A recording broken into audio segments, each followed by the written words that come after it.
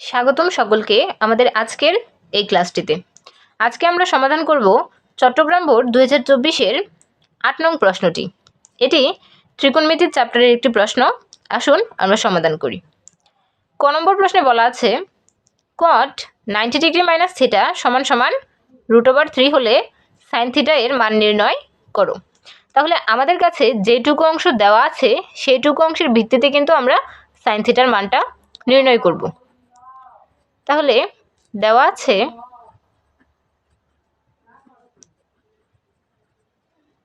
cot 90 degree minus theta সমান √3।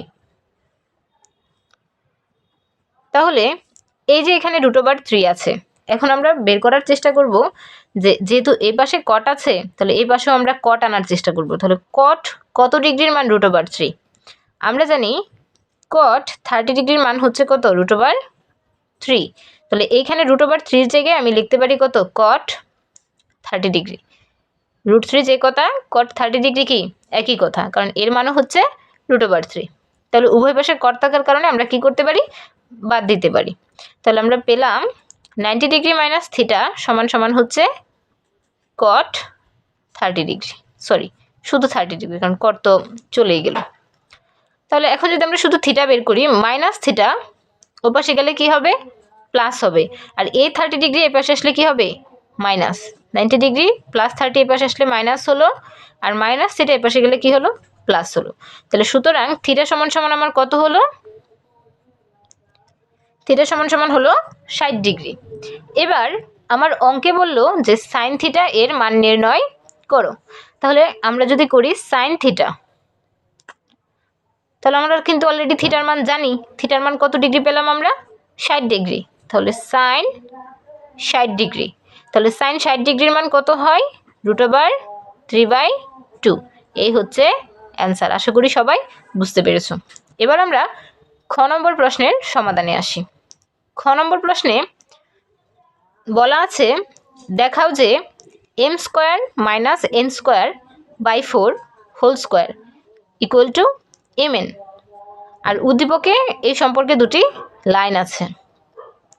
তাহলে আসুন আমরা সমাধানে আসি। খ নম্বর অঙ্কের উদ্দীপকের যেগুলো দেওয়া ছিল সেগুলো আমরা লিখে নিলাম, যে cos থিটা সমান m - cot থিটা, আবার cot থিটা সমান সমান n প্লাস cos থিটা।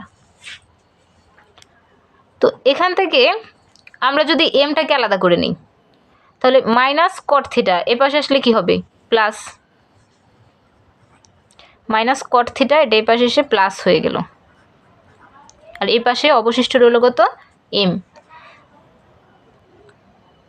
তাহলে এটাকে আমরা লিখতে পারি কি, যে m সমান সমান cos theta plus cot theta. আবার এইটা থেকে আমরা nটাকে রাখবো, তাহলে প্লাস cos থিটা। একে যদি আমরা এই পাশে আনি তাহলে কি হবে? মাইনাস। এই cot থিটা লিখলাম, প্লাস cos থিটা এই পাশে এসে হলো মাইনাস। cos থিটা এই পাশে মাইনাস হলো, সমান সমান n। তাহলে আমরা লিখতে পারি যে n সমান সমান cot theta minus cos theta. এই ছিল আমার অঙ্কের left hand side. Left hand সাইডে বলা ছিল m² - n²/4 হোল স্কোয়ার। এটা সমান সমান কি ছিল? যে mn ছিল। এটা সমান সমান ছিল mn, যেটা সমান mn কিনা। তাহলে আমরা বের করব যে এই যে m আর n এই দুইটার গুণফল যদি আমরা বের করতে পারি, তাহলেই কিন্তু আমার মানে এই অঙ্কটা করার পরে অ্যান্সার আসবে এরকম, যে cos theta plus cot theta into cot theta minus cos theta. এটা মানে হচ্ছে m, এটা মানে হচ্ছে n। অঙ্কটা করার পরে এরকম একটা অ্যান্সার আসবে টোটালটা সমাধান করার পরে। আচ্ছা, এটা আপাতত আমরা কেটে রাখি। তাহলে এখন আমরা জাস্ট কি করব? m আর n এর মানটা বসিয়ে দিব। তাহলে m কত? m হচ্ছে cos theta plus cot theta.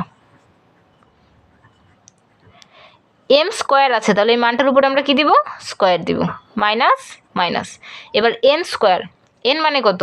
n মানে হচ্ছে cot theta minus cos theta. n², তাহলে এই মানটার উপরে কি হবে? স্কোয়ার হবে। নিচে হচ্ছে কত? 4 হোল স্কোয়ার। তাহলে এটা কিন্তু একটা সূত্র পড়ছে। কীরকম সূত্র? যে a plus b whole square minus a minus b whole square সমান 4ab। এটা কার সূত্র? 4ab এর সূত্র।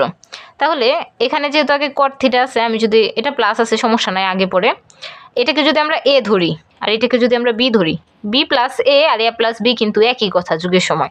তাহলে এটাকে আমরা ধরতে পারি a প্লাস b, আর এটা কি a minus b, a plus b whole square minus a minus b whole square. তাহলে এটা দেখতে কিন্তু এইটার মতো। তাহলে এইটার জায়গায় আমি লিখতে পারি কি 4ab এর মতো করে। তাহলে 4ab এর মতো করে যদি লিখি 4, a হচ্ছে আমার কট থিটা, b হচ্ছে আমার cos theta by 4 whole square. তাহলে আমরা কি পাচ্ছি এখানে? 4 আমরা কি করতে পারতেছি? কাটতে পারতেছি। তাহলে আমার থাকলো cot theta cos theta whole square ছিল, তার মানে cot square theta cos square theta. আচ্ছা, এরপর আমরা কি করব? এরপর হচ্ছে এই যে কজ আছে, একে আমরা কি করতে পারি? আমরা একটা সূত্র জানি যে sine square theta plus cos square theta সমান 1। তাহলে আমি যদি শুধু কস স্কোয়ারটা রাখতে চাই তাহলে প্লাস সাইন স্কোয়ার, ওপাশে গেলে কি হবে? মাইনাস হবে। তাহলে কস স্কোয়ার থিটা সমান সমান 1 মাইনাস সাইন স্কোয়ার থিটা। এটা একটা সূত্র। তাহলে এই কস স্কোয়ার থিটার জায়গায় আমি কি কত বসাতে পারি? 1 মাইনাস সাইন স্কোয়ার থিটা। আচ্ছা, এবার এইটা আর এইটা এর মধ্যে সম্পর্ক কি? গুণ। তাহলে এই কট স্কোয়ার থিটা দ্বারা আমরা 1কেও গুণ করব, আবার কট স্কোয়ার থিটা দ্বারা আমরা সাইন স্কোয়ারকেও কী করব? গুণ করব। তাহলে কট স্কোয়ার থিটা দ্বারা 1কে গুণ করলে কি? কট স্কোয়ার থিটাই আসবে। প্লাসে মাইনাসে মাইনাস, কট square theta into sine square theta. আচ্ছা,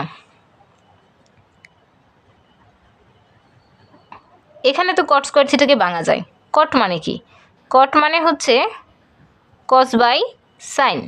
তাহলে যেহেতু স্কোয়ার আছে, কট স্কোয়ার আছে, তাহলে আমরা লিখব কস স্কোয়ার ভাগ সাইন স্কোয়ার। এই যে কট মানে আমরা কি জানি? কট থিটা মানে হচ্ছে cos theta by sine theta. যেহেতু এই কটের উপরে স্কোয়ার আছে, তাহলে আমরা এই কস স্কোয়ার দিয়ে দিব, সাইন স্কোয়ার দিয়ে দিব, তাই করলাম, ইন্টু সাইন স্কোয়ার থিটা। এখন যেহেতু এটা আর এটা এর মাঝে গুণ সম্পর্ক, আর এই সাইন স্কোয়ার থিটাটা উপরে, মানে এর নিচে যদি আমরা 1 ধরি, এটা তাহলে উপরে আছে, এটা নিচে আছে, তাহলে এটা আমরা কি করতে পারি? কেটে দিতে পারি। তাহলে আমরা পেলাম কি? কট স্কোয়ার থিটা মাইনাস কস স্কোয়ার থিটা। এটাকে যদি আমরা এ ধরি, এটাকে যদি আমরা বি ধরি, তাহলে এ স্কোয়ার মাইনাস বি স্কোয়ার। এ স্কোয়ার মাইনাস বি স্কোয়ার সূত্র কি? এ প্লাস বি ইন্টু এ প্লাস বি, এ মাইনাস বি, এ প্লাস বি ইন্টু এ মাইনাস বি। তাহলে এইটা মানে আমার কে ছিল? এই যে আমরা প্রথমে করেছিলাম যে cos theta plus cot theta, এটা মানে আমার কি ছিল? এম। আর cot theta minus cos theta এর মানে কি ছিল? এন। তাহলে এটা মানে হচ্ছে আমার এম, আর এইটা হচ্ছে কি? এন। এটাই হচ্ছে আমার রাইট হ্যান্ড সাইড। যে রাইট হ্যান্ড সাইডে প্রমাণ করতে বলেছিল এম এন হয় কিনা, তাহলে আমরা এম এন পেয়েছি। আশা করি অঙ্কটি সবাই বুঝতে পেরেছেন। এবার গ নম্বর প্রশ্নটিতে বলা আছে যে দেখাও যে এম সমান সমান 45 ডিগ্রি এবং এন সমান সমান 15 ডিগ্রি। তাহলে এটা আমরা এই যে এই উদ্দীপক থেকে করার চেষ্টা করব। উদ্দীপকে কি বলা আছে? কস এম প্লাস এন সমান হাফ সমান সাইন এম মাইনাস এন, যেখানে এম এবং এন হচ্ছে সূক্ষ্মগুণ। সূক্ষ্মগুণ মানে 90 ডিগ্রি থেকে ছোট গুণ। আচ্ছা, তাহলে আমরা উদ্দীপক দিয়েই শুরু করি। এটা আমাদের উদ্দীপকে বলা ছিল। তাহলে এখানে আমরা কস এম প্লাস এন সমান হাফ এইটুকুনি একবার কাজ করব, আরেকবার সাইন এম মাইনাস এন সমান হাফ এইটুকুনি একবার কাজ করব, মানে এই দুইটা একবার নেব, আরেকবার এই দুইটা নেব। তাহলে প্রথমে যদি আমরা নিই কস এম প্লাস এন সমান হাফ, তাহলে এই পাশে কজ আছে, আমরাও এই পাশে কি আনবো? কজ আনবো। তাহলে আমাদের হিসাব করতে হবে এখানে যে হাফ আছে, এই হাফ কস কত ডিগ্রির মান? কস কত ডিগ্রির মান হাফ হয়? তাহলে আমরা জানি কস 60 ডিগ্রির মান হচ্ছে হাফ। তাহলে এই হাফ যে কথা cos 60 ডিগ্রি কি একই কথা। তাহলে উভয় পাশে cos থাকার কারণে আমরা বাদ দিতে পারি। তাহলে আমরা লিখতে পারবো কি m + n সমান হচ্ছে 60 ডিগ্রি। তাহলে এটা আমরা একটা সমীকরণ হিসেবে রেখে দিলাম। আবার এখন যদি আমরা এইটা আর এইটা এই দুইটা নেই তাহলে আমাদের কি দাঁড়াচ্ছে যে sin m - n সমান হচ্ছে হাফ। তাহলে এ পাশে sin আমরা আনবো কি এ পাশে sin। তাহলে sin কত ডিগ্রির মান হাফ? sin 30 ডিগ্রির মান হচ্ছে হাফ বা 1/2। তাহলে এখন উভয় পাশে sin থাকার কারণে এটাকে আমরা বাদ দিতে পারি। তাহলে আমরা লিখতে পারি m - n সমান 30 ডিগ্রি। এটা কত নং? 2 নং। এবার 1 নং এবং 2 নং সমাধানের মাধ্যমে কিন্তু আমরা m এবং n এর মান পেতে পারি। তাহলে আমরা যদি 1 নং এবং 2 নং সমীকরণকে যোগ করে দিই তাহলে 1 নং সমীকরণ কি ছিল m + n সমান 60 ডিগ্রি এবং 2 নং ছিল m - n সমান 30 ডিগ্রি। যেহেতু আমরা যোগ করছি কোনো চিহ্ন পরিবর্তনের দরকার নাই। এই +n - n কাটা m আর m হলো 2m, 60 ডিগ্রি আর 30 ডিগ্রি যোগ করলে কত হবে 90 ডিগ্রি। 2m এর সাথে 2 হচ্ছে গুণ, ওপাশে গেলে কি হবে ভাগ। 90 ডিগ্রি ভাগ হচ্ছে 2। তাহলে m সমান সমান আমরা কত পাচ্ছি 45 ডিগ্রি। m সমান সমান আমরা পাচ্ছি 45 ডিগ্রি। এবার m এর মান আমরা যে কোনো একটা সমীকরণে বসিয়েই কিন্তু n এর মান পেতে পারি। তাহলে m এর মান 1 নং সমীকরণে বসাই।